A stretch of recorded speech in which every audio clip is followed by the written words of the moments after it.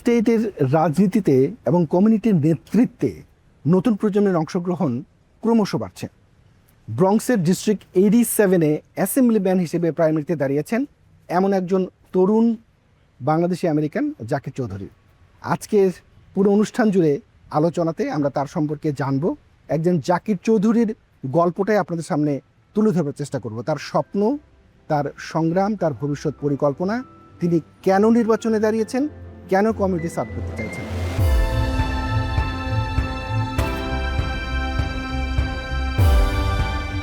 New York স্টেটের রাজনীতি ও কমিউনিটির নেতৃত্বে এখন ধীরে ধীরে দৃশ্যমান হচ্ছে নতুন প্রজন্মের আত্মবিশ্বাসী পদচারণা। বিশেষ করে অভিবাসী কমিউনিটি থেকে উঠে আসা তরুণ নেতারা আজ শুধু নিজেদের প্রতিনিধিত্ব করছেন না, তারা তুলে ধরছেন পুরো কমিউনিটির স্বপ্ন, সংগ্রাম, সম্ভাবনা এবং ভবিষ্যতের আকাঙ্ক্ষাকে। আঙ্কেল, জাকির চৌধুরীর জন্য একটু ভোট করেন জুন 23। নিউ ইয়র্ক স্টেটের আসন্ন ডেমোক্রেটিক প্রাইমারি নির্বাচনে ব্রঙ্কসের ডিস্ট্রিক্ট 87 থেকে অ্যাসেম্বলি পদপ্রার্থী জাকির চৌধুরী সেই নতুন প্রজন্মেরই একজন মুখ। So as a volunteer, like I'm seeing a lot of people are like realizing like what we're doing is like for the greater good. So like when we're like doing door knocking and stuff, like they realize like, oh, he's a Democrat, oh, he's a public CPA, he knows what he's doing because he's been here in this community for a really, really long time. And like at this age, like he realizes like the people's struggles as an adult and like the senior activities like he's trying to increase and like the affordability and like all those like changes that like he's willing to do. So like I feel like that's like as a volunteer, I feel really like good about it because I know who I'm doing it for and like it makes me feel good too about doing it. It's amazing যখন আমরা যে ডোর knocking এ যাই বা বাঙালি বা অন্য কমিউনিটির সাথে পরিচয় করাই দেই যে একজন professional certified public accountant who is running for New York state assembly, we feel proud and also the response is really good.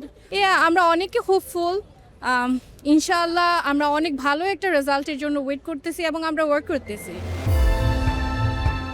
একজন তরুণ প্রার্থী হিসেবে তিনি বিশ্বাস করেন কমিউনিটির পরিবর্তনের জন্য এখন দরকার নতুন চিন্তা, নতুন দৃষ্টিভঙ্গি এবং মানুষের আরও কাছাকাছি থাকা নেতৃত্ব। তার কাছে রাজনীতি মানে শুধু নির্বাচনে অংশ নেওয়া নয়, বরং মানুষের কথা শোনা, তাদের বাস্তব সমস্যাগুলো বোঝা এবং একটি শক্তিশালী ও অন্তর্ভুক্তিমূলক ভবিষ্যৎ গড়ে তোলার প্রত্যয়। আচ্ছা, আমরা জানি যে একদম যেমন ধরুন যে প্রত্যেকটা নেতৃত্বের পেছনে তো একটা স্বপ্ন থাকে, একটা সংগ্রাম থাকে, একটা গল্প থাকে। আপনার গল্পটা একটুখানি আসলে জানতে চাই। আপনার একেবারে শৈশব আর ছেলেবেলাটা, এই বেড়ে ওঠার গল্পটা যদি একটু শেয়ার করেন। সো যদি ছেলেবেলা বেড়ে ওঠার সব মানে গল্প যদি শুনতে চান, তাহলে আমি বলবো যে আমি যখন রেইজ হয়েছি, I raised as a single parent. আমার বাবা মারা যান 6 বছর বয়সে।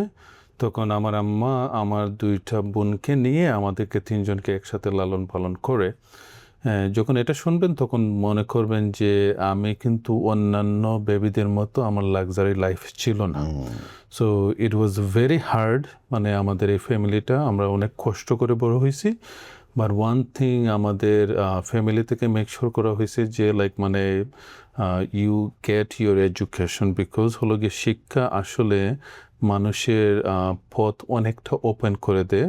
সো এইটা থেকে আমরা কিন্তু মনে করেন স্ট্রাগল করে আমাদের ফ্যামিলিটা রেইজ করে তারপরে আমরা মনে করি আমরা শিক্ষা দীক্ষার দিকে আমরা গেছি আর কি। আপনার জন্মটা কোথায়? জন্ম হলো গিয়ে মৌলভীবাজার জেলা, কুলাউড়া থানা, প্রীতিম পাশা ইউনিয়ন, সুলতানপুর গ্রাম। আর আমাদের এখানে লাইক আমরা বড় হয়েছি, আমি ইন্টারমিডিয়েট পর্যন্ত আমি কুলাউড়া ডিগ্রি কলেজে লেখাপড়া করছি। তখন আমি অনার্স পড়ার জন্য মদন মোহন কলেজে ভর্তি হই। ও আচ্ছা, মানে তারপরে আপনার শিক্ষা জীবনটা মানে ওইখানকার পর কি আপনি আমেরিকাতে চলে আসলেন? করেক্ট। কোন সময়টাতে এবং কত বছর বয়স? যখন আমার বয়স হয় 21 বছর। আচ্ছা আচ্ছা। আমি আনলাকি ছিলাম, I lost my dad at the age of মানে 6 বছর থেকে। But at the same time আমি ভেরি লাকি ছিলাম because I won DV diversity lottery visa. So আমেরিকার যে ডাইভার্সিটি লটারি ভিসা, সেই লটারি ভিসাটা আমি উত্তীর্ণ করি যখন আমি কলেজে সেকেন্ড ইয়ারে অনার্স অধ্যয়নরত ছিলাম এজ এ অ্যাকাউন্টিং অনার্সে। তখন আমার বয়স ছিল 21 বছর। ওই সময় কিন্তু আমি এইখানে আমেরিকাতে চলে আসি এই ডাইভার্সিটি লটারি ভিসা নিয়ে। তারপরে আপনার মানে এখানকার পড়াশোনাটা একটু শুনি।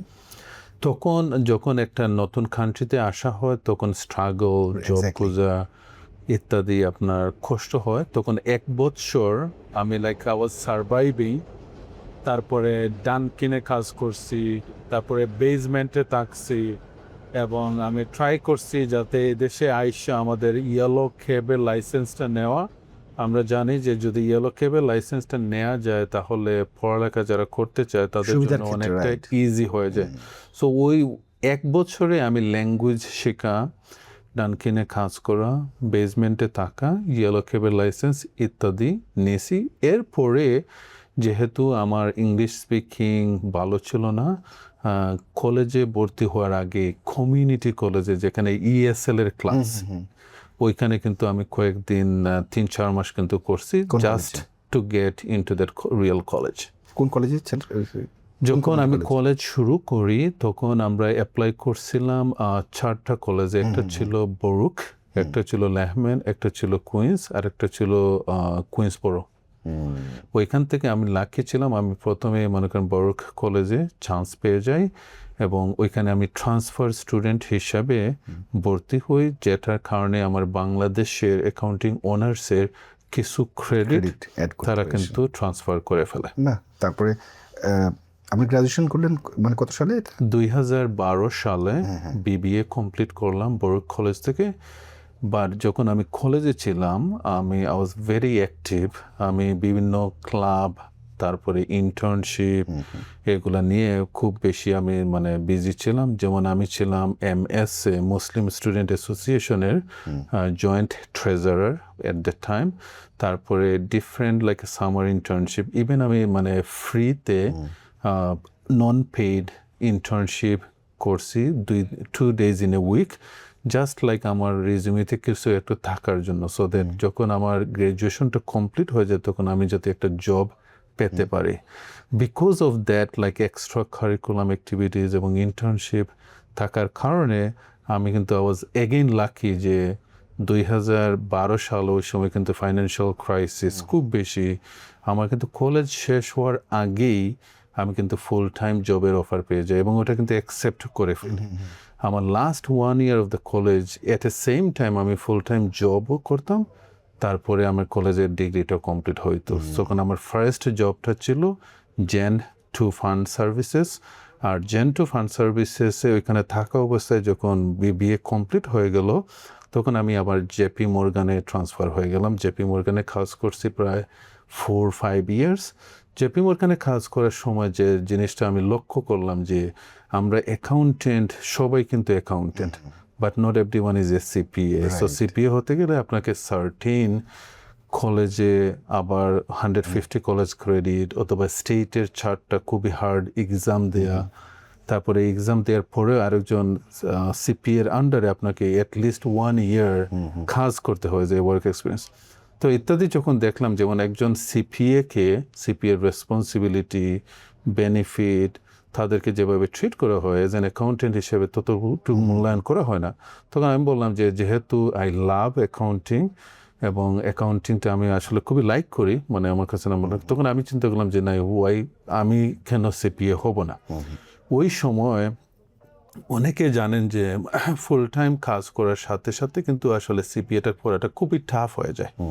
তখন আমি ভেরি ডিটারমাইন্ড ছিলাম যে না, আমি সিপিএ হব, যার কারণে কিন্তু আমি ফুল টাইম জবটা ছেড়ে কিছুদিন ট্যাক্সি ড্রাইভ করছি। আচ্ছা আচ্ছা। ওই সময় যেমন সিপিএ পড়ালেখার সময় তখন অনেকে বলছেন যে লাইক এটা কিভাবে সম্ভব, একটা ভালো স্যালারি ফুল টাইম জব ছেড়ে তুমি সিপিএর জন্য তুমি আবার ট্যাক্সি চালাচ্ছ। আমি বললাম আমার কিছু পেতে গেলে কিছু ছাড় দিতে হয়, এটার কারণে কিন্তু আমি 1 বছর সিপিএ লেখাপড়া করে শুধুমাত্র 2 দিন কাজ করছি ট্যাক্সিতে, যাতে আমি I can survive at that time.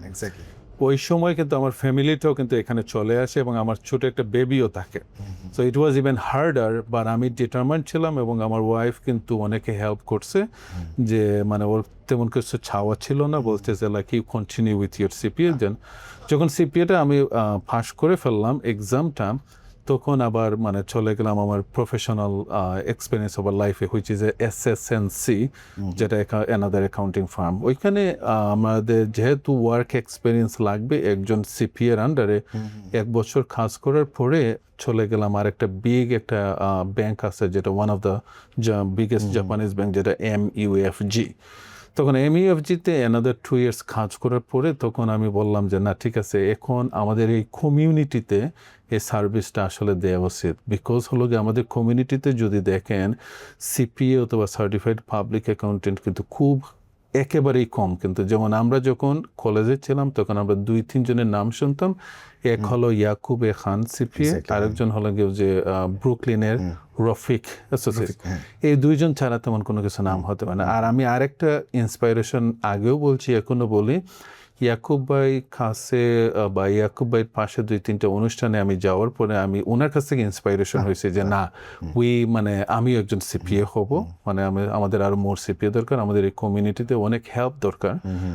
সিপিএরা যে শুধুমাত্র আপনার ট্যাক্স রিটার্ন করে তা না, কিন্তু সিপিএরা কিন্তু আপনার পে রুল, বুক keeping, business audit, planning, tax planning ইত্যাদি করে। যেই সার্ভিসটা আসলে সিপিএ ছাড়া কেউ দিতে পারে না, সেটা হলো কি আপনার বিজনেস অডিট। যে একজন একটা বিজনেসের অডিট যেমন ডাক্তার হলে যেমন প্রেসক্রিপশন দিতে পারে, সেম এইভাবে সিপিএ ছাড়া কিন্তু বিজনেসের অডিট দিতে পারে না। তখন আমি মনে করেন আপনার লাইসেন্স পাওয়ার পরে তখন আমার প্রাইভেট প্র্যাকটিসটা জাকির সিপিএ PLLC-টা আমি শুরু করলাম। এবং আপনারা জানেন যে আমার এই সার্ভিসটা শুরু করার আগে আমি 2016 সালে এমনিই জাস্ট লাইক লেখাপড়ার সাথে সাথে আমি প্রাইভেট প্র্যাকটিস করতাম, just as a normal tax preparer হিসেবে। ওই 2016 পরে যখন 2021 সালে যখন সিপিএ হয়ে গেলাম, তখন আমার এই প্র্যাকটিসটাকে আমি সিপিএ ফার্ম হিসেবে রূপান্তরিত করলাম। এবং এখন মাশাআল্লাহ আমার এই সিপিএ ফার্মে আরও 4 জন এমপ্লয়ি আছে যারা আসলে Baruch graduate. I proudly say that আমি যে কলেজ থেকে গ্রাজুয়েশন কমপ্লিট করছি, এখন আমার ওই কলেজ থেকে 4 জন এমপ্লয়ি আমার আন্ডারে আমার ফার্মে কাজ করে। বাহ বাহ, চমৎকার। একদম শুরু থেকে ব্রঙ্কসে, আমি যখন এই দেশে আসি 2007 সালে, তখন কিন্তু এই ব্রঙ্কসের অবস্থা আজকের মতো ব্রঙ্কসের অবস্থা ছিল না। ইট ওয়াজ কমপ্লিটলি ডিফারেন্ট। আমার লাইফের সব সময় কিন্তু আমি ব্রঙ্কসে থাকছি, বাট একটা one year I lived in মানে ব্রুকলিনে। এটা লিভ করার মেইন উদ্দেশ্য ছিল যে মানে আমি কোনো মানে জব পাইতেছিলাম না ব্রঙ্কসে। It was very hard for me. এক হলো আমি ইংলিশ ভালো বলতে পারতাম না, 2 হলো গিয়ে এইখানে মানে খুবই হার্ড ছিল। তখন আমার একটা ফ্রেন্ড ছিল ব্রুকলিনে, ও বলল ওর ডাঙ্কিনে ওর ম্যানেজারের সাথে আলাপ করছে, বলতেছে ওরা একটা জব দিতে পারবে। তখন 1 সপ্তাহের মতো মানে দেখলাম, ট্রাই করলাম। ইট টেক্স লাইক মানে 1-1.5 ঘন্টার মতো আসা যাওয়া। সো ওই কনভিনিয়েন্টের জন্য ও বললো যে আমার মেসে একটা সিট আছে, তুই যদি চাস ওইখানে চলে আসতে পারিস। তারপরে আমি ওইখানে ওর সাথে গিয়ে 1 বছর থেকে ওই সময় কিন্তু যে ট্যাক্সি লাইসেন্সটা, ইয়েলো ক্যাব লাইসেন্সটা নিয়ে নিলাম। আর যখন হয়ে গেল তখন আবার ব্রঙ্কসে চলে আসলাম। প্রত্যেক নেতৃত্বের পেছনে থাকে এক একটি অদেখা গল্প, সংগ্রামের গল্প, স্বপ্ন দেখার গল্প এবং নিজেকে ধীরে ধীরে গড়ে তোলার গল্প। জাকির চৌধুরীর যাত্রাটাও ঠিক তেমনি এক বাস্তব জীবনের গল্প। একজন প্রার্থীর পরিচয় কেবল তার পোস্টার, প্রচারণা কিংবা স্লোগানের মধ্যে সীমাবদ্ধ থাকে না, বরং তার চিন্তা, মূল্যবোধ, মানুষের প্রতি দায়বদ্ধতা এবং সমাজের জন্য কাজ করার মানসিকতাই তাকে আলাদা করে তোলে। অলওয়েজ সাপোর্ট আছে আমাদের জাকির ভাইয়ের জন্য। সে ব্রঙ্কসের জন্য হোপফুলি অনেক ভালো কাজ করবে এবং হোপফুলি মানে সে উইন করবে, এটা আমরা চাই আমাদের ব্রঙ্কসের জন্য। সে অনেক গুড হার্টের একটা পার্সন এবং সে ভালো কিছু কাজ করবে আমাদের জন্য, এটাই আমাদের প্রত্যাশা তার কাছে। সো আমরা বিলিভ করি সে জিতবে, আমরা তাদের সাথে আছি। জাস্ট ব্রঙ্কসের এমনিতে যারা কমিউনিটি মানুষ আর কি, তারা কতটা সাপোর্ট করতেছে বা আছে বলে আপনি মনে করেন আর কি? আমি মনে করি ব্রঙ্কসের সবাই তাকে সাপোর্ট করতেছে কম বেশি। Everybody they knows him and সবাই তাকে সাপোর্ট করতেছে because he is dedicated and he is helpful for anything we want. So I believe ব্রঙ্কসের বাসীরা তাকে সাপোর্ট করতেছে অন্তঃস্থল থেকে। আমেরিকার রাজনীতিতে যে বাংলাদেশের আস্তে আস্তে লাইক পার্ট হয়ে যাচ্ছে, এটা তো আমার কাছে মনে হয় যে অফকোর্স ডেফিনেটলি এটা অনেক ভালো হবে, এবং সে ইয়াং জেনারেশনদের অনেক এনকারেজ করে, লাইক স্পেশালি স্পোর্টসের ব্যাপারে সে অনেক ভালো সাপোর্ট দেয়, আমাদেরকে দেয়। সো হোপফুলি সে ইয়াং জেনারেশনের জন্য অনেক কাজ করবে, এটা আমাদের প্রত্যাশা তার কাছে, এবং আমাদের সাপোর্ট তার জন্য সবসময় থাকবে। আমি অনেকের সাথে কথা বলে দেখেছি ওনাদের কিন্তু ডেটটাও মাথায় নেই, এই যে 23 তারিখ ইলেকশন। প্যারেন্টসদেরকেও আসলে জানতে হবে যারা ভোট দেবে ভোটটা কবে, এবং একজন বাংলাদেশ হিসেবে যেন আমরা ভোটটা দিতে যাই। হ্যাঁ, আমরা সবাইকে বলার চেষ্টা করছি যে এটা আপনাদের অধিকার। নতুন প্রজন্মের নেতৃত্ব আজ শুধু প্রতিনিধিত্ব করতে চায় না, তারা পরিবর্তনের ভাষা হতে চায়, নতুন সম্ভাবনার দরজা খুলতে চায়। জাকির চৌধুরী সেই প্রজন্মের একজন প্রতিনিধি, যিনি বিশ্বাস করেন নেতৃত্ব মানে মানুষের পাশে থাকা, তাদের গল্প শোনা এবং ভবিষ্যতের জন্য একটি ইতিবাচক পথ তৈরি করা। অ্যাসেম্বলিম্যান হিসেবে যে আপনি দাঁড়িয়েছেন প্রাইমারিতে কমিটিকে সার্ভ করবার জন্য, আমি আপনার কাছ থেকে শুনতে চাই এই সিদ্ধান্তটা আসলে আপনি কেন নিলেন? সিদ্ধান্ত আসলে হুট করেই কিন্তু চলে আসছে। এটা কিন্তু আপনার লং কোনো প্ল্যান ছিল না। এখন আপনি বলবেন যে হঠাৎ করে কেন আসলো। ওয়ান অফ দ্য ইনসিডেন্ট, আমরা লাস্ট ইয়ারে 2025 সালে আলবেনিতে আমরা বাংলাদেশ ডে সেলিব্রেশন করতে গেছিলাম ব্রঙ্কসবাসী। যখন ব্রঙ্কসবাসী আমরা গেছি ওইখানে লাইক মানে আমি যেভাবে রিসিপশন পাইছি তাদের কাছে এজ এ বাংলাদেশি হিসেবে, আমরা মনে করি আমরা উই ডু ডিজার্ভ বেটার। কারণ হলো গিয়ে এখন আমাদের ডাক্তার, ইঞ্জিনিয়ার, লয়ার, প্রফেসর, অ্যাটর্নিজ, গুগলে কাজ করে, IBM-এ কাজ করে ইত্যাদি কিন্তু মানে আপনার মিলিয়নিয়ার হোক, ভালো বিজনেসম্যান কিন্তু সবই আছে কিন্তু। আর এখন আমরা কিন্তু আগের মতো না, আমরা we have a good boot bank as well. So আমাদের এই ট্রিটমেন্টটা একটু বেটার হওয়া উচিত। আমরা কিন্তু আর তখনও কিন্তু আমরা সার্ভেন্ট হিসেবে থাকতে চাই না। এটা হলো এক, যেটা আমাকে ইন্সপায়ার করছে যে টু স্টেপ আপ। আমি যে স্টেপ আপ করার জন্য মানে আসার জন্য চাইছিলাম সেটা না, আমি চাইছিলাম আমাদের কমিউনিটি থেকে যদি কেউ আসে তাহলে আমরা সাপোর্ট দেব এজ এ ইয়াং হিসাবে, নাম্বার 1। নাম্বার 2 হলো আমার এই যে প্রফেশনটা হলো গিয়ে আপনার সার্টিফাইড পাবলিক অ্যাকাউন্টেন্ট। আমরা আসলে কি করতেছি, আমি কিন্তু tax return, business planning, tax strategy, payroll, bookkeeping ইত্যাদি, ফাইন্যান্সিয়াল স্টেটমেন্ট ইত্যাদি যখন প্রিপেয়ার করি, তখন কিন্তু আসলে আমি কিন্তু আই নো এক্স্যাক্টলি যে কোন ফ্যামিলিতে, কোন এরিয়ার মানুষ, কোন বিজনেসম্যান, তারা আসলে কিভাবে তাদের লাইফটা যাচ্ছে, তাদের ফ্যামিলি মেম্বার কয়জন, তাদের ইনকাম কত, তাদের বিগ কোনো স্ট্র্যাটেজি করতেছে কিনা ইন এ ইয়ার, তাদের জব লস হচ্ছে কিনা, তাদের রেন্ট কি বেশি হচ্ছে কিনা, তাদের কি সিঙ্গেল প্যারেন্ট তারা কিনা, তাদের কোনো লাইক সিনিয়র কেউ আছে কিনা যারা হার্ড টাইম পাচ্ছে কিনা, তাদের আসলে বাড়ির মালিকারা তারা কয়জন, তাদের বিজনেসে কোনো লস হচ্ছে কিনা ইত্যাদি ইনফরমেশন কিন্তু আমি যখন ট্যাক্স রিটার্ন করি, এই ট্যাক্স রিটার্নটা 15-20 পেজ হতে পারে, বাট এই 15-20 পেজ কিন্তু অল দ্য স্টোরি কিন্তু বলে বা ইয়ে করে। বাট এগেইন আমি এজ এ প্রফেশন হিসেবে আমার যখন একটা লাইবিলিটি আছে, I do not share one information to another information, another individual. But এই স্টোরিটা বলার কারণ হলো গিয়ে যে আমি স্টিল দেখতে পারতেছি আমার এখানেই মানুষের স্ট্রাগল, মানুষের ইস্যুস, মানুষের কনসার্ন।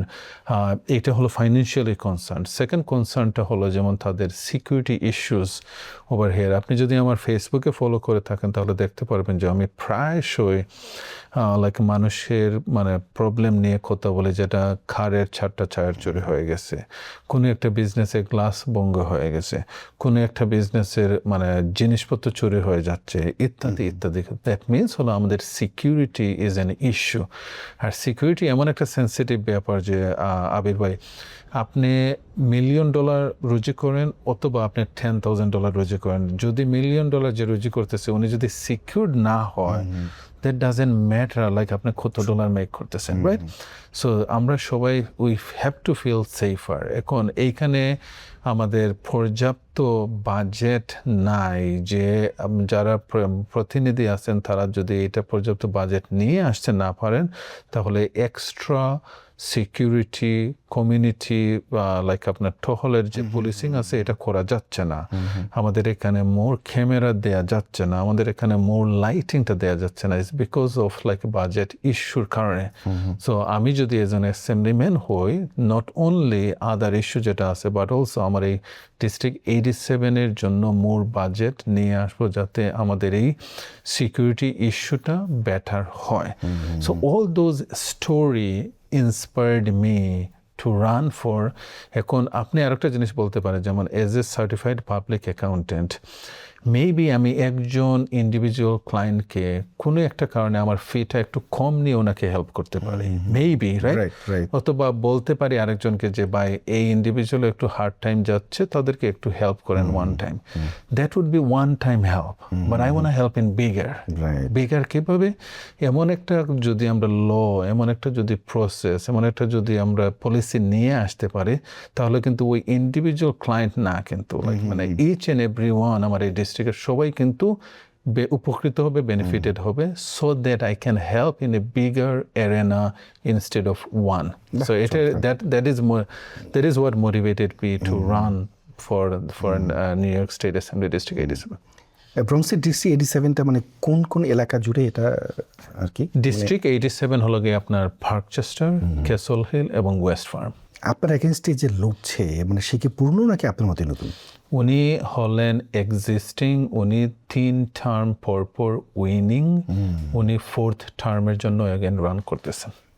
তা আপনি কি মনে করেন যে আপনার জন্য একটুখানি হার্ড লাইনে আপনি আছেন, মানে যেহেতু সে অনেকদিন ধরে এই পদে আছে? ইট ইজ হার্ড এবং it is advantage as well. Hard কিভাবে? বিকজ হলো কি যেহেতু ওনার connection to the all union, all people, all inside, she has upper hand on that side, right? So she can do a lot. At the same time, অনেকে বলে যে well উনি তো 3 টার্ম 6 years, আমরা তো জানি না উনি কে, আমরা তো আমার এলাকার অ্যাসেম্বলি ওমেন কে আমি জানি না, আমি কার কাছে যাব, কিভাবে হেল্প পাবো? সো এটা কিন্তু বেনিফিটেড মি যে না ঠিক আছে, enough is enough, we need change, we need young leadership who understand, who knows that আমাদের এই ফাইন্যান্সিয়াল সিচুয়েশন কী করতেছে, হু নোজ আমাদের এই ট্যাক্স মানি কোথায় ইউজ হচ্ছে, হু নোজ আমাদের এই বাজেট প্ল্যানিং যে ঠিক মতো হচ্ছে না।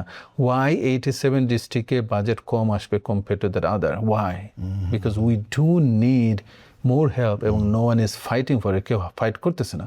সো এই জিনিসগুলো যখন আমি এগুলো কোথা থেকে পেলাম, যখন আমি ডোর নকে ইচ অ্যান্ড ইন্ডিভিজুয়াল ডোরে যাচ্ছি, সবার সাথে আলাপ করতেছি, feedback like Hispanic, African, Arabic, like মনে করেন আপনার অন্যান্য লাইক কমিউনিটি পিপল ইনক্লুডিং আমাদের বাংলাদেশি পিপল, সবাই বলতেছে যে না ঠিক আছে, we need change because affordability is too much going on right now. Rent is increasing too much. Grocery bills is like মানে too expensive now. আগে $100 নিলে কিন্তু একটা মানে শপিং ব্যাগ কিন্তু পড়ে যেত, বাট এখন $1000 কিন্তু পড়ে না। তারপরে electricity bills is going up, like আপনার raising a children is more মানে এক্সপেন্সিভ দেন এভার।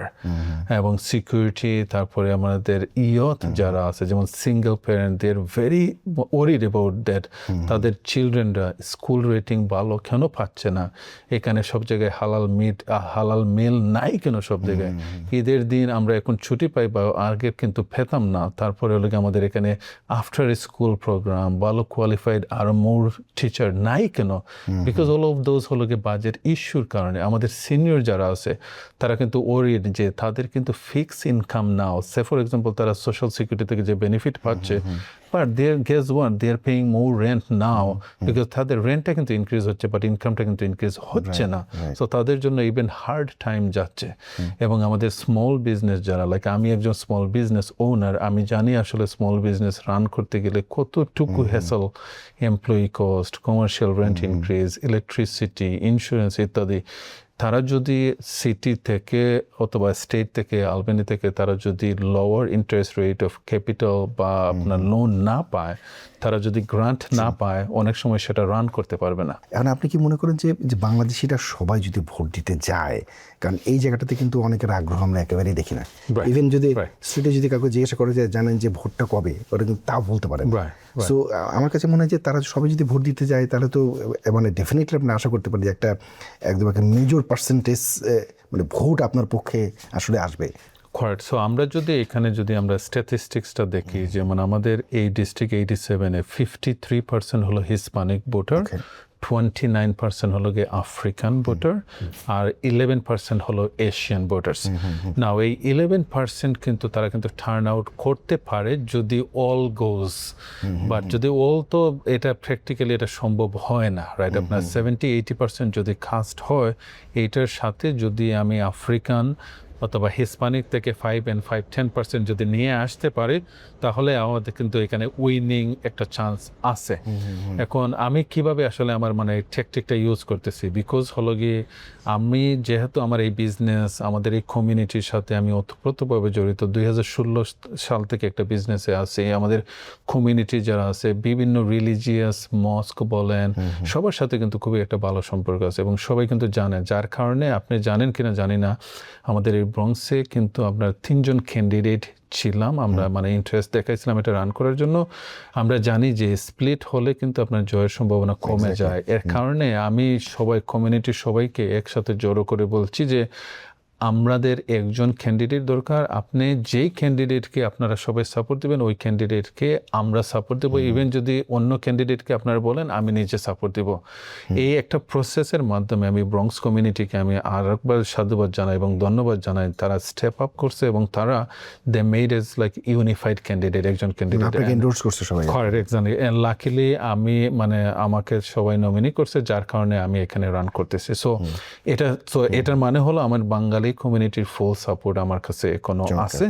না, এখন আমার গোল হলো যে হিসপ্যানিক এবং আফ্রিকান, আমি জানেন কিনা জানি না, আমি প্রতিনিয়ত ডেইলি আমরা নাইচা বিল্ডিং, প্রজেক্টের বিল্ডিং, তারপরে আফ্রিকান যে অধ্যুষিত এলাকা আছে, সব জায়গাতে কিন্তু আমরা ডোর নক করতেছি এবং তাদেরকে জানাচ্ছি। বিভিন্ন মসজিদে যাচ্ছি প্রতি শুক্রবারে, বিভিন্ন চার্চের সাথে তাদের সাথে যোগাযোগ করতেছি। তাদের সাথে আমরা মানে রাস্তাতে যদি সাবওয়েতে যদি দেখেন, তাহলে সাবওয়েতে আমি যাচ্ছি, সাবওয়েতে তাদের সাথে মিট করতেছি। বিভিন্ন গ্রোসারি আপনার সুপার মার্কেট, ওইখানেও সামনে দাঁড়াচ্ছি, জাস্ট লাইক তাদেরকে জানানোর জন্য যে হ্যাঁ, my name is Zakir and I am running for New York state assembly.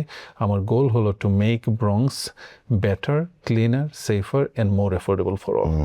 মানে আপনার এগেনস্টে যে কংগ্রেস ওমেন, সে তো হিসপ্যানিক মহিলা, হিসপ্যানিক মহিলা। মানে যদিও আসলে এখানে একদম একটা জাতিগত বিষয়টা খুব বেশি ম্যাটার করে না, বিকজ লাইক সবাই সবার জন্যই কাজ করে, কিন্তু তারপরে আপনি তো মনে হয় যে আপনি তো ডেফিনেটলি আশাবাদী। আপনার কথার মধ্যে যেটা আমরা আসলে জানতে পারলাম যে আফ্রিকা এবং হিসপ্যানিক কমিউনিটিকে যদি আপনার এই যে আপনার থটসগুলো যদি শেয়ার করতে পারেন, তাহলে তো ডেফিনেটলি একটা আশা আমরা করতেই পারি। ডেফিনেটলি, বিকজ লাইক আমি যখন তাদেরকে ডোরনক করি, যখন আমি আমাকে ইন্ট্রোডিউস করি যে আই এম এ সিপিএ, তখন সবাই মনে করে ও সিপিএ তো তুমি তোমার অফিসে থাকার কথা, you should be making money, why you are into our door knocking. তখন আমি বলি যে না, yes, I choose it to serve the people, I choose it, আমি চুজ করছি যে আমার টাইমটাকে আমি মানুষের কল্যাণে, যেমন আমি যেইভাবে স্ট্রাগল করে এখানে বড় হয়েছি, 21 বছর অবস্থায় এখানে আসছি এজ এ অ্যালোন, মানে সিঙ্গল প্যারেন্ট হিসেবে বেসমেন্টে থাকছি, ট্যাক্সি চালাইছি, ডানকিনে কাজ করছি। আমার যে স্ট্রাগলটা, এই স্ট্রাগলটা মনে করেন অনেকে করতেছে, স্টিল দেয়ার। অ্যান্ড আমি চাই না যেমন আমার আরেকজন বাংলাদেশি হোক বা অন্য কান্ট্রি থেকে আসুক, ইনফরমেশনের অভাবে সেম স্ট্রাগল করে থাকে, বিকজ আমি জানি যে সবাই কিন্তু এই স্ট্রাগল থেকে উত্তরণ হতে পারে না। আমি মেবি আমি লাকি ছিলাম, মেবি আমি হার্ডওয়ার্ক করছি, আল্লাহ আমাকে সহায় করছে, আমি একটা পর্যায়ে স্ট্রাগল করে মানে কেন এখন নিউ ইয়র্ক সিটিতে, নিউ ইয়র্ক স্টেটে সার্টিফাইড পাবলিক অ্যাকাউন্টেন্ট হতে পারছি। বাট কয়জন হতে পারতেছে? সবাই কিন্তু ইনফরমেশনের অভাবে সবাই কিন্তু ওই স্ট্রাগলের মানে উত্তীর্ণ করতে পারে না। বাট আই ওয়ান্ট দেম যে সবাই এই স্ট্রাগলটা যাতে আর একটু ইজি হয়, আমি যে স্ট্রাগল করছি তাদের যাতে সেই স্ট্রাগল করা না লাগে, তাদের জন্য যাতে এনাফ ইনফরমেশন থাকে থাকে, ইন্টার্নশিপের ইনফরমেশন থাকে, জবের অপরচুনিটি থাকে, ইত্যাদি নিয়ে কিন্তু আমি কাজ করবো, এবং এটাই হলো আমার গোল। তখন তারা বলে যে না ঠিক আছে, okay, you are sacrificing your time because you choose to serve us. তারা বলে যে we need this kind of leadership, যে কিনা নিজের চিন্তা না করে নিজের এক্সপিরিয়েন্সটাকে, এক্সপার্টিসটাকে সবার জন্য, সবার কাজের জন্য বিলিয়ে দিতে চায়। আচ্ছা, এই জায়গাতে আমার একদম শেষ প্রশ্নটা এই সেগমেন্টের জন্য, সেটা হচ্ছে যে আমরা দেখেছি যে যুক্তরাষ্ট্রের বিভিন্ন শহরে যারা মানে জাতীয় রাজনীতিতে যারা ইনভলভ হচ্ছে তাদের কিন্তু ম্যাক্সিমামই আমরা দেখছি যে যুব সমাজ, একদম সেকেন্ড জেনারেশন, আপনার মতো ইয়াং ট্যালেন্টেড মানে ছেলেরা মেয়েরা এগিয়ে আসছেন। এবং নিউ ইয়র্কে কিন্তু এই ধারাটা চলে আসে। আমরা কিন্তু দেখি যে মিশিগানে, জর্জিয়াতে, মানে বিভিন্ন জায়গাতে কিন্তু তারা অলরেডি ইলেক্টেড সেকেন্ড জেনারেশন, এবং অনেকে এখানে আছেন। এবং নিউ ইয়র্কেও তো আপনারা এগিয়ে আসছেন। মানে আরও যেন তরুণ প্রজন্মরা আমাদের সেকেন্ড জেনারেশন জন্য এগিয়ে আসে, তরুণ প্রজন্মের জন্য আপনি আসলে কি বলবেন? তরুণ প্রজন্মের জন্য আমি এটাই বলবো যে আমরা জানতাম যে আপনার প্রফেশনটা আসলে কি হওয়া দরকার। আমরা এদের চাইতাম ডক্টর, আমরা এদের চাইতাম ইঞ্জিনিয়ার, আমরা এদের চাইতাম প্রফেসর, আমরা এদের চাইতাম একটা city job, state job, attorney, lawyer, CP, এগুলো হওয়া, এটা আমাদের গোল। অ্যাবসলিউটলি আপনি এটা গোল করবেন, বাট এর সাথে সাথে additionally there is another position which is called as a political career. কেন পলিটিক্যাল ক্যারিয়ার আমি বলবো? কারণ হলো গিয়ে যে as a CPA, as a doctor, as a professor, আমরা কিন্তু কারো না কারো ল আমাদেরকে অনুসরণ করতে হয়। সো এজ এ সিপি আমি চাইলেই কিন্তু আমার একটা ক্লায়েন্টকে চাইল্ড ট্যাক্স ক্রেডিট বেশি দিতে পারতেছি না, ইভেন দো এই ক্লায়েন্টের চাইল্ড ট্যাক্স ক্রেডিটটা বেশি পাওয়া দরকার, because I been following a law by making by someone. এখন চিন্তা করে দেখেন, ওই লটা যে বানাচ্ছে উনি কিন্তু মে নট বি আপনার থেকে more qualified, maybe as a normal politicians, maybe এত এডুকেশন ব্যাকগ্রাউন্ড নাও থাকতে পারে, because it doesn't require the educational background to be a politician. তখন এই ক্ষেত্রে যদি ওইখানে গিয়ে আমরা যদি মোর এক্সপার্টিস নিয়ে ওই লটা যদি আমরা মডিফাই করতে পারি, তাহলে আমার মনে হয় যেমন it's gonna be more beneficial for everyone. So young জেনারেশনকে এটাই বলবো যে being part of the change. আপনি শুধু একজন, দুইজন, তিনজন ক্লায়েন্টকে হেল্প না করে, একজন, দুইজন, তিনজন প্রজেক্টে হেল্প না করে, try to think of it like কিভাবে আপনি বিগার হোল এরিয়া, হোল কমিউনিটিকে লিড দিতে পারবেন, হেল্প করতে পারবেন। আপনার একটা কলমের সিগনেচারে যাতে হোল এলাকা, হোল যুব সমাজ, whole senior, whole small business owner, all যে নন ফর প্রফিট অর্গানাইজেশন যাতে বেনিফিট হতে পারে, এটাই হলো an additional career, and you should be focusing on this. District 87-এর রাজনীতিতে এবার উঠে আসছে এক নতুন মুখ, নতুন এক ভাবনা এবং নতুন এক প্রজন্মের আত্মবিশ্বাস।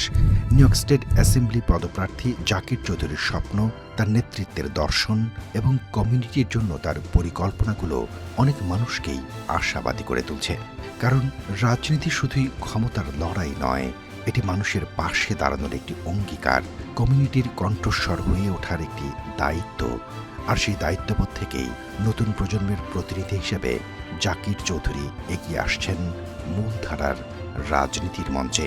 তার এই যাত্রা শুধু একটি নির্বাচনী প্রচারণা নয়, বরং এটি একটি প্রজন্মের স্বপ্ন, অংশগ্রহণ এবং পরিবর্তনের প্রত্যাশার প্রতিচ্ছবি।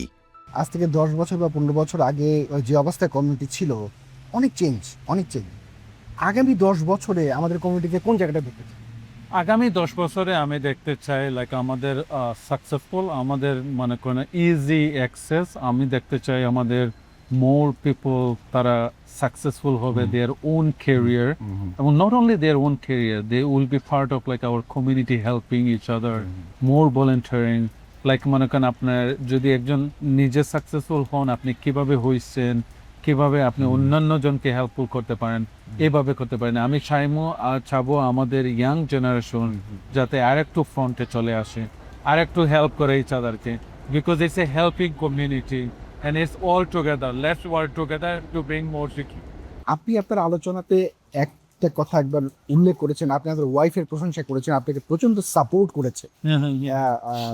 আপনি তো রাজনৈতিক জীবনে ঢুকলেন, এখন তো আরো সময় দেওয়া তো সম্ভব হবে না। এক্ষেত্রে আপনার পরিবার যেভাবে সাপোর্ট করছে, যদি আবার একটু জানতে চান। আপনি যদি দেখেন তাহলে আপনি মানে ফলো করলে আপনি দেখতে পারবেন, যেমন আমার ওয়াইফ আমার এই ক্যাম্পেইনে অনেকে আমার টিম মেম্বাররা বলে যে আমার wife is working more than me, যে ও নিজে ডোর নকিংয়ে যাচ্ছে, নিজে সিগনেচার আনতেছে, নিজে আমাকে বিভিন্ন ধরনের টিপস দিচ্ছে, নিজে আমাকে কনভিন্স করতেছে, যার কারণে মনে করেন আমি আমার ওই পাঁচটা অনেক হেল্পফুল এবং সাপোর্টিং পাচ্ছি। এবং মাশাআল্লাহ আপনারা সবাই জানেন যে যারাই সাকসেসফুল হয় তারা কিন্তু ফ্যামিলির দিয়ে শুরু হয়, এবং আমার মনে হচ্ছে যেমন আমি এই কারণে হয়তোবা আমি নেক্সট অ্যাসেম্বলিম্যান হয়ে যাব। আচ্ছা, আপনার আপনার জীবনের সবচেয়ে বড় শক্তি আপনি কি মনে করেন? আপনি ইন্সপায়ার করে অলওয়েজ? আমি বলবো স্ট্রাগল, বিকজ হলো গিয়ে আপনি যখন একটা স্ট্রাগল থেকে উত্তীর্ণ হবেন তখন মানে that gives you more strength, যে ওকে এই স্ট্রাগল থেকে যদি আমি উত্তীর্ণ হয়ে দিলি নেক্সট স্ট্রাগল আসলে তোমার একটা কিছু না, বিকজ এটা এইভাবেই হবে। আমাকে স্থির থাকতে হবে, আমাকে শক্ত থাকতে হবে, আমি যেটাতে গুড ওইটাকে আমি বেশি বেশি করে রাখতে হবে, আমি যেটাকে তেমন একটা ভালো না ওইটাকে খাস করতে হবে, এবং মেক ইট বেটার মি ওই এরিয়াতে আমাকে করতে হবে। আসলে আজকের এই পুরো আলোচনায় আমরা আসলে চেষ্টা করেছি একজন জাকির চৌধুরীকে বের করে আনার জন্য, যে উনি কেন ইলেকশন করছেন, মানে কেন কমিউনিটিকে সার্ভ করতে চাচ্ছেন। আপনার জায়গা থেকে যদি একটু জানতে চাই যে একজন ভালো নেতা হওয়ার জন্য কোন কোন বিষয়গুলো আসলে একজন লিডারের জন্য খুবই গুরুত্বপূর্ণ, আপনার অভিজ্ঞতা থেকে যদি একটু কি একজন লিডার কিন্তু পারে কিন্তু আরো লিডার বানাতে, বাট একজন বস চায় না কিন্তু আরেকজন বস হওয়ার জন্য। সো লিডারের মেইন গুণাবলীটাই হলো আপনার অধীনে যারা আছে তাদেরকে লিসেন করা, তাদেরকে সমান গুরুত্ব দেওয়া, বিকজ হলো যে আপনি আমি যা জানি হয়তো বা আমার অধীনে যারা আছে অন্য বিষয়ে আমার থেকে বেশি জানা, সো তাদেরকে রেসপেক্ট দেয়া, তাদেরকে শোনা, তাদেরকে রেসপন্সিবিলিটি দেয়া এবং তাদেরকে ফিউচার লিডার বানিয়ে নেওয়া, এটাই হলো গিয়ে আমার উদ্দেশ্য। বাহ চমৎকার। আচ্ছা, একটি বিষয় আলোচনা করে শেষ করবো।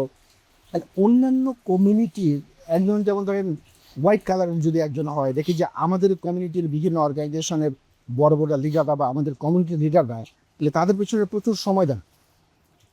সেই অর্থে কি কমিউনিটি আপনাকে মানে মানে ওই সাপোর্টটা কি করছে? একজন ভিনদেশিকে যতটা সাপোর্ট করে আমাদের কমিউনিটি থেকে মানে সেই সাপোর্টটা কি মানে আপনি ছাড়া অন্যান্য যারা দাঁড়িয়েছে, আপনি কি মনে করেন যে এনাফ সাপোর্টটা পাচ্ছেন নাকি? মাশাআল্লাহ, আমি বলবো আমাদের ব্রঙ্কস কমিউনিটি তারা এনাফ সাপোর্ট দিচ্ছে এবং তারা আরো বেশি দেবে। কারণ হলো যে এটাই প্রথম বাংলাদেশি আপনার নিউ ইয়র্ক স্টেট অ্যাসেম্বলিতে আমরা ব্রঙ্কস থেকে রান করতেছি। আমাদের এই ব্রঙ্কস কমিউনিটি একতাবদ্ধ হয়ে যেভাবে কাজ করতেছে, I am very happy with them. এবং আমরা জানি যেমন একটা আমরা বিজয় চিহ্নিয়ে নিয়ে আসবো। আর আপনি বলছিলেন যখন সাদা চামড়া যখন কেউ আসে, আসলে এই কালচারটাকে আমাদের একটু চেঞ্জ করা উচিত। কেন চেঞ্জ করা উচিত? বিকজ হলো গিয়ে একজন পলিটিশিয়ান কিন্তু সেবক, রাইট? সেবক হলো গিয়ে জনগণের সেবক, এবং আমরা জনগণ যখন তাদেরকে পাই তাদেরকে আসলে জিজ্ঞেস করা উচিত যে কেন আমার এই এরিয়াতে এই প্রবলেমটা এখনো সলভ হলো না। ইনস্টেড আমরা করি কি, আমরা শুধুমাত্র একটা পিকচার নিয়ে আমরা হ্যাপি হয়ে যাই। এটা আসলে হওয়া উচিত না। আমরা যখন তাদেরকে দেখবো তখন তাদেরকে অ্যাকাউন্টেবল করতে হবে যে ইয়েস, আমাদের ভোটে আপনি জয়ী হয়েছেন, আমাদের এই দুঃখ দুর্দশা আপনার থাকা উচিত, আপনি কতটুকু করছেন আর আমাদের কতদিন লাগবে।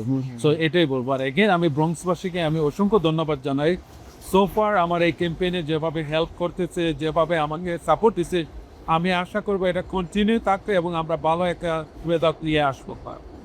দীর্ঘ আলোচনার মধ্য দিয়ে আপনার সম্পর্কে একটুখানি জানবার চেষ্টা করলাম, আমাদের জানাবার চেষ্টা করলাম, এবং ডেফিনেটলি আমি এবং আমরা সবাই আশাবাদী যে ব্রঙ্কসে আমরা একজন বাংলাদেশি আমেরিকান নিউ অ্যাসেম্বলিম্যান কাছে, নট অনলি প্রাইমারিতে জিতে এসেও আপনি পরবর্তী অ্যাসেম্বলিম্যান হন এবং সেই প্রত্যাশা থাকে। Thank you so much, I appreciate it your time. রাজনীতি শুধুই কিন্তু ক্ষমতার বিষয় নয়, রাজনীতি হচ্ছে প্রতিশ্রুতি। একজন নতুন প্রজন্মের বাংলাদেশি আমেরিকান সেই প্রতিশ্রুতিগুলো নিয়েই, স্বপ্ন নিয়ে, সম্ভাবনা নিয়ে ব্রঙ্কসের ডিস্ট্রিক্ট 87-এর অ্যাসেম্বলিম্যান হিসেবে প্রতিদ্বন্দ্বিতা করছেন। ভোট 23 জুন অনুষ্ঠিত হবে। আমাদের বিশ্বাস জাকির চৌধুরী একজন অ্যাসেম্বলিম্যান হিসেবে প্রাইমারিতে জিতবেন এই প্রত্যাশায় রাখছি। পুরো অনুষ্ঠানটি জুড়ে আমরা জানবার চেষ্টা করেছি তার স্বপ্ন, তার ভবিষ্যৎ পরিকল্পনা, একজন অ্যাসেম্বলিম্যান হিসেবে সে কমিউনিটির পাশে কীভাবে দাঁড়াবেন। আপনারা ভালো থাকবেন, সুন্দর থাকবেন, দেখা হবে আগামী অনুষ্ঠানে।